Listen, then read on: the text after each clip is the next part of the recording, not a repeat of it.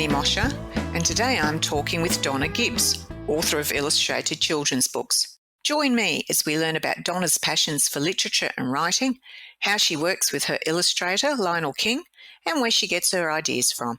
G'day, Donna. How are you today? Good, thank you, Jenny. And you? Yeah, good. Nearly the end of the week. So, lovely. Yeah. Now, you're the publisher of 3 books. The most recent one, The Mice Go Bush. Prior to that, The Mice Down Under. And then prior to that, When the Cat's Away, which was your first one. So, yeah, I'm doing the alphabet in reverse order today. My first question is, why mice? Why not dogs or cats or monkeys or armadillos? Well, you might ask.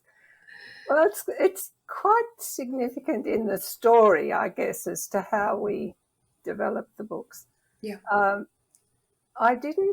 It was at a stage probably 6 years ago now, something like that.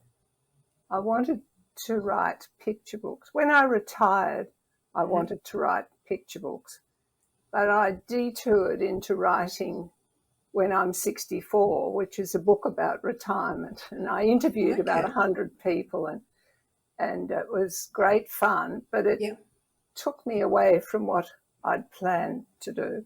Yeah. And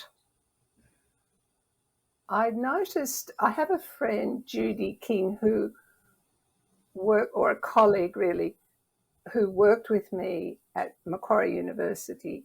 Mm-hmm. And she was wonderful with technology to help me out with all those things you need. And her husband, Lionel King, used to post on Facebook, and I would see his paintings, and I really loved them. And he reminded me of Raoul Dufy, who was one of my favourite artists. And he was in Paris because he travelled a lot for his work. Mm-hmm. And he was painting cafes and buildings in Paris. And I had the idea that he'd make a great children's book illustrator, though the idea had not occurred to him. I had to drag him into it. I think really? He would agree. Yeah. But anyway, I asked Judy to ask him, and then I spoke to him about the possibility. And he said, "No, I'm not a children's illustrator." And I said, "But, I can just see that cafe would make a great setting for children's stories." Anyway, eventually he came possibly to the idea, and we talked about, I said, "Well, if you were going to do a children's story, would you like it to be about children or animals?" And he straight away said animals would be easier. Yeah. And I think I then said mice or rabbits or bears, because they're the ones that turn up in children's stories all the time. And he immediately said mice. I think both of us were thinking of the cafe cheese in a French Parisian cafe. Yeah. And so mice just worked out. Yeah. And that's how we started. Oh, okay. Right. Because I think I read somewhere that he had been travelling. He was in business. Yes. And suddenly realised that he could sit in an airport, and he started sketching, and it became his thing. Right. Yes. That's right. He is a scientist, basically, and a senior executive, and he was travelling a lot for work.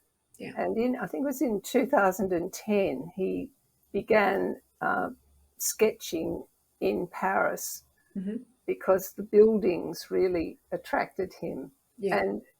But he travelled a lot for work, so then he found he was sketching in Asia, in Europe, everywhere. And back in Sydney, he came across the Urban Sketches group and joined them. So he still meets with them all over the place. Oh, lovely. And they sketch. Yeah. Actually, and he has painting exhibitions too of his art. Oh, good on him. Good on him. Actually, urban sketches group, that would be great. Yes, Yeah. you're thinking of joining. In lockdown last year, I signed up for a course on architectural watercolour through one of those online courses, Yes, domestic, yes. and there's a guy called Alex Hilkert's running it. And ironically, or coincidentally, his passion is Parisian buildings. He actually Ah, moved to Paris. yes, So I understand where Lionel's passion comes from, because the Parisian yes. buildings, the angles, the light, That's they're what he so said, interesting. City of Light, yeah. Yeah, so I really enjoyed that course, and obviously I don't do the sorts of I'm nowhere near at the level of those guys, but yes, it would be great to sort of join an urban sketches group. I might have to think about that. Yeah, I think Yeah, you should, another yes. thing for the He bucket list. really enjoys it, yeah. Yeah, yeah. Oh, good on him. Good on him. Yes. So you met him because he's a friend of husband of your friend. So how do you work together? Do you come up with a storyline and then say, here's the story, do the pictures? Or do you say, I've got this idea, and you workshop it together? Um, It's does he ever? probably a mix of all of those. Yep, uh, yep, so we do talk about where the next book might be set, uh-huh, um, and that can be a really long process, even though I'm probably the one at that stage beginning to write with something in mind. At the launch of The Mice Down Under, mm-hmm, no, yes, yeah, people said, do another one, call it The Mice Go Bush. right. And I thought, oh, no, I don't want to do that. Because I'm not really a bush. I've never been in a tent or a caravan or anything. Done it But once, never again. that's sort of my attitude. Yeah, But I love the bush, of course. yeah, It's so beautiful, and bushwalk, and I love painting bush flowers and things like that. So it takes a long time to decide where the mouse are going to go next, and mhm, I think we try out those things. When we finally feel comfortable with where that's going to be, and in Lionel's case, he'd actually travelled in a caravan with his two brothers. I knew that without knowing I knew it. mhm, It came into the book, yeah, the three mice sitting together in the caravan, and I know I was recalling things Lionel had told me about their travels. yeah, So I write the story, and it takes a long time. And I read the book today, and I think, why didn't I just write that straight away? Because that's how I wanted it to be. But it probably takes me 6 months or something like that, of off and on. I think that's something about children's books. They can actually be like the Mice Go Bush there's not a lot of words in it, but it's No, actually quite a no. complex story. Well, I hope it There is. are layers of Yeah, there are emotional layers. conflict. Yeah, yeah, all of that. Yeah, That's right. So it um, takes a long time to get it right, yeah, and then and I the the balance balance as well between the parental feelings and the child yes, mouse. yes, you're It's touching on the sorts of things that take yeah, ages to just get. yeah, And so I usually I send the finished text to Lionel with suggestions for illustrations, but they're very much suggestions. yeah, And that's where he's quite wonderful, yeah, because he knows when not to take the suggestion and to do it another way, yeah, or he might take it. yeah, And then I have this delicious period of time, which might be 6 months again, where every now and again he sends me the illustration for the page, yeah. and either I'm ecstatic, or or I might feel something isn't quite right, and Constructive feedback time. well, he's great. Yeah, He yeah, takes it, and often even felt it himself. Anyway, we work through those discussions, and sometimes he solves things. I remember in the Mice Down Under, we had in that one Lulu skateboards down the Opera House. That's right, she we, did too. Yes. and we had to somehow be able to see what she was doing, and yet the people were down below, and we just didn't. He thought of Gussie's binoculars, and so he drew the binocular holes, and you get Lulu up there above the Opera House enlarged, so you can see each move acrobat as he comes. And it was just such a wonderful solution. And he's like that. He comes up with great ideas. And something like that breaks up the book. It's not the same type of, it's not just another scene, another scene, another scene. You're right. Yes, that's right. Wow. So that's a great pleasure for me. I love that part of doing it.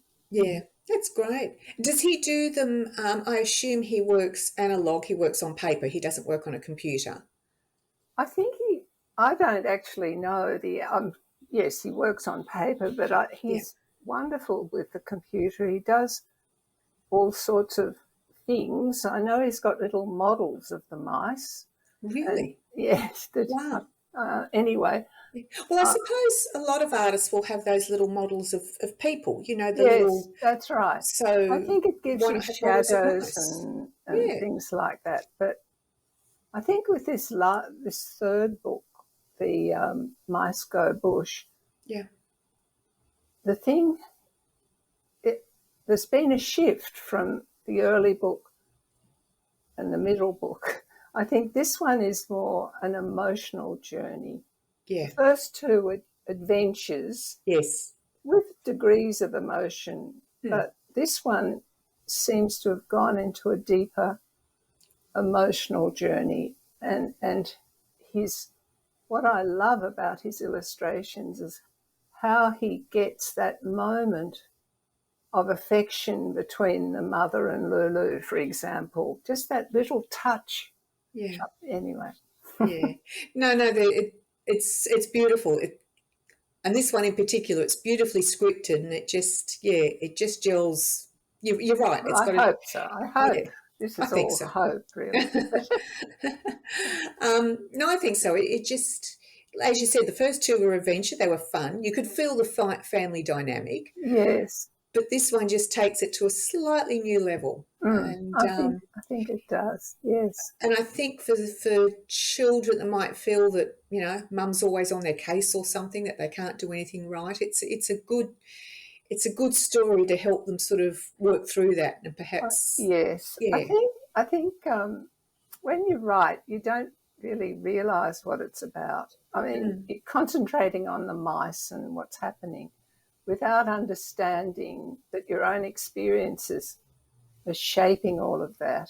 And I know if anyone misjudged me when I was younger, thought I'd done something I hadn't, I used to get very upset.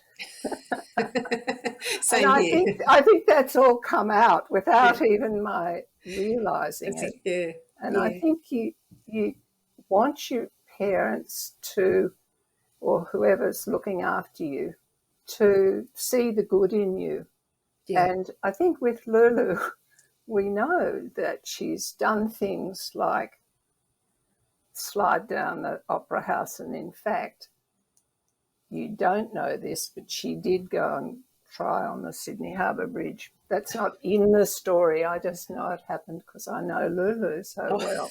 So she's done these things that are on the edge of being, oh no, they're naughty. They're over the edge of being naughty. Yeah.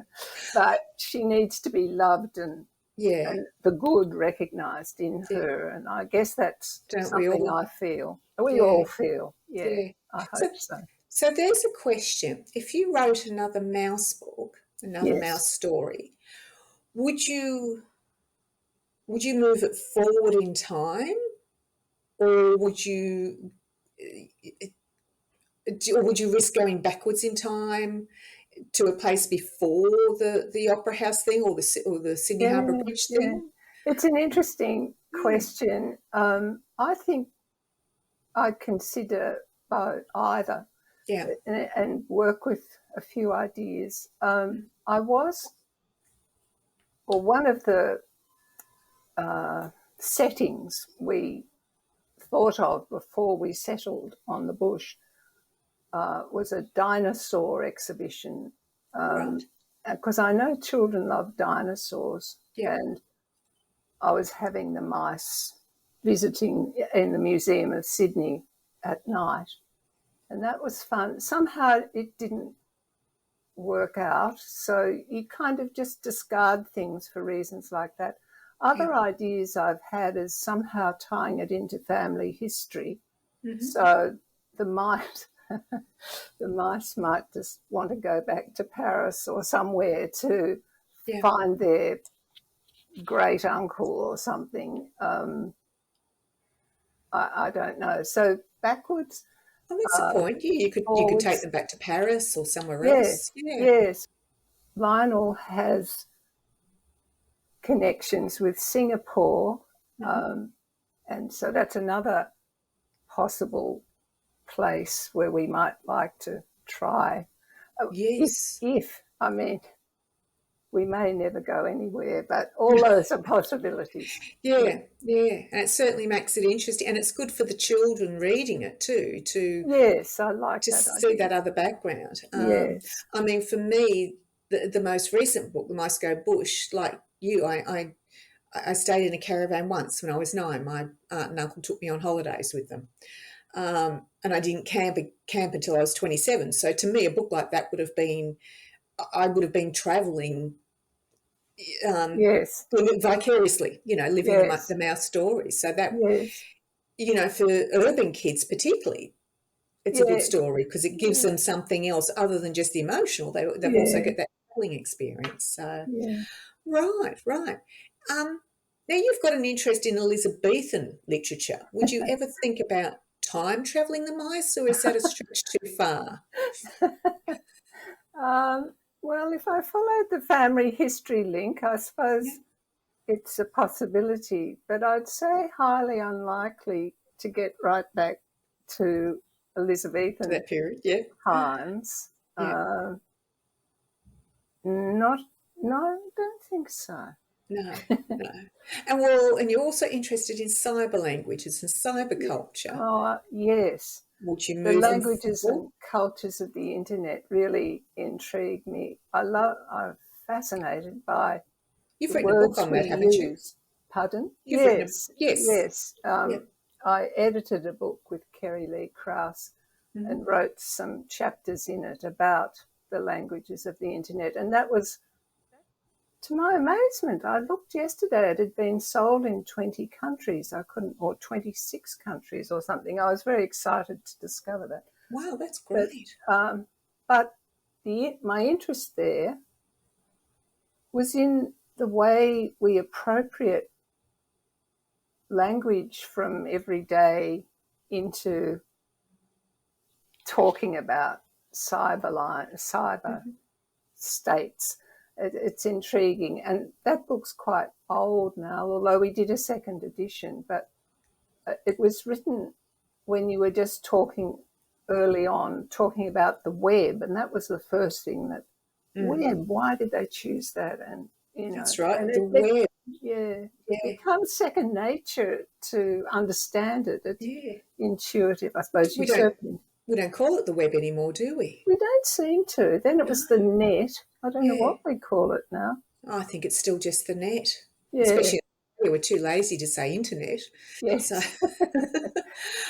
but you're right. I can remember my husband going to a conference in Canberra in 1995, and he was working for the state government, and it was to learn about this new thing that was coming, the World Wide Web.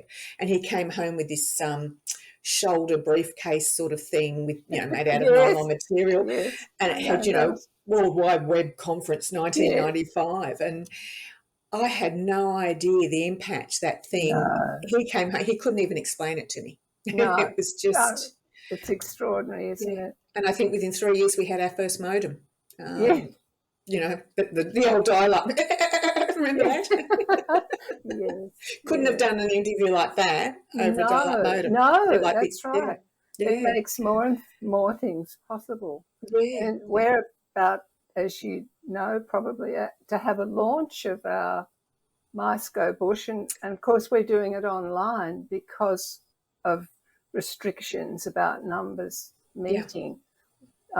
We had a launch for the previous two at North Sydney Library, Right. but this time they'd only allow 10 people in that room. Oh, So that's a shame. we've gone to online, and Lionel's art teacher is actually lending. He teaches by Zoom, so he's allowing us to use his studio. So Oh, wonderful. that's on Sunday. Yeah. Oh, that's great. Oh, I hope it goes well. I hope Thank it goes you. well. So, well, there's a question, book launches. When you have a book launch, what's your purpose? Is it to sell books? Is it to raise awareness? Is it just to have a party to say, yep, here's my new baby? What's your purpose behind a book Oh launch? dear, that's a hard question.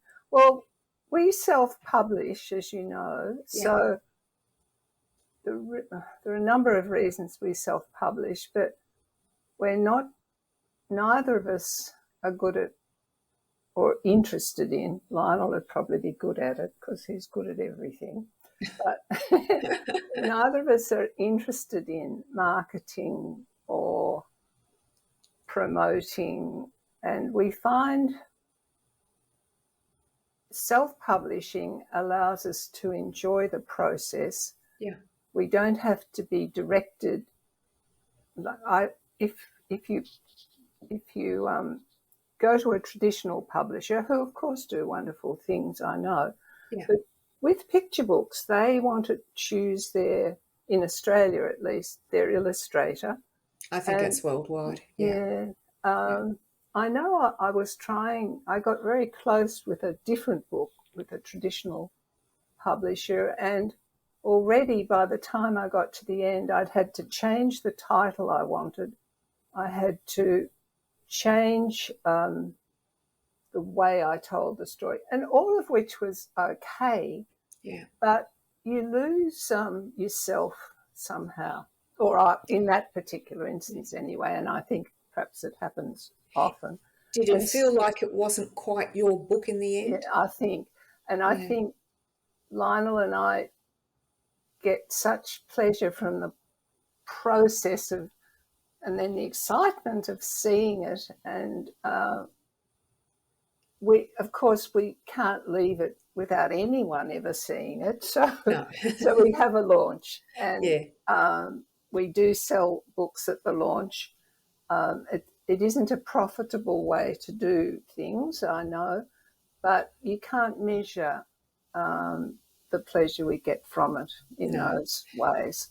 And that's a good reason to have a launch. In this day and age, a launch it's more of a party, it's more of a celebration for you and I of the guess book so. Yes, than a way to make money. It is. Yeah. And it's such a lovely way to connect with people because you send out the invitations and then people write to you. Like a lot of my students from past years, going back 50 years, believe it or not, Wow.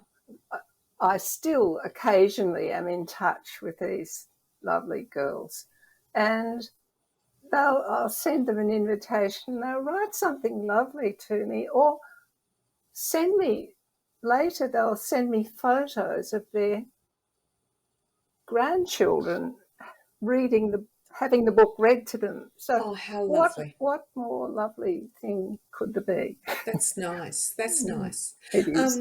So you mentioned students. You used to be a teacher? I was a teacher, yes. Right. Primary school, high school? High school. I was English head teacher. Oh, how natural to become an author when you retire. Of course. Well, you were an author before you retired, weren't you? What am I talking about? Probably. I've always written. Yes, I was, because I published Spencer's Amoretti, the Elizabethan one. Right. Yes. But I loved teaching. I loved English teaching. But it's the most incredibly demanding occupation. Yeah. And I did teach for many years, 20 more probably. Yeah. And then I went to the Board of Studies as an English inspector, Right. and I thought I'd have it'd be less demanding. Well, it was in a lot of ways. It Yeah, was. I think teaching's one of the hardest things anyone ever does. it is. Um, It can be exhausting, yes. you know. And I think the Board of Studies then showed me the political dimensions of education, which are horrifying. And so that was hard in a different way. Yeah. And then I retreated to academe, Yeah. where I really loved the research. Yeah. And writing. Right. So what did you research? I was in education, lots of different things. Whether I was interested in the fact that girls always seem to do better than boys in English, and I looked at their HSC results to try and analyse what it was. Anyway, I won't go further, but those sorts of Things. educational issues, yeah. Interesting. And I wrote about picture books, analysing authors' works and things. Yeah. Oh, interesting. So you'd learn from that as well. Of course. Yeah. Yes. Yeah. So the mice you've done 3 books. There's nothing more planned there at the moment. No. No. Do you have other ideas for? I'm not looking for work. I mean, if you want to bring it to me, bring it on. Love working with you. But I'm curious.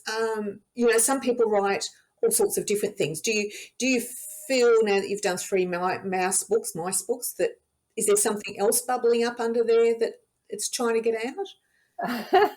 I think the urge to write is very strong. Yeah. It's the strongest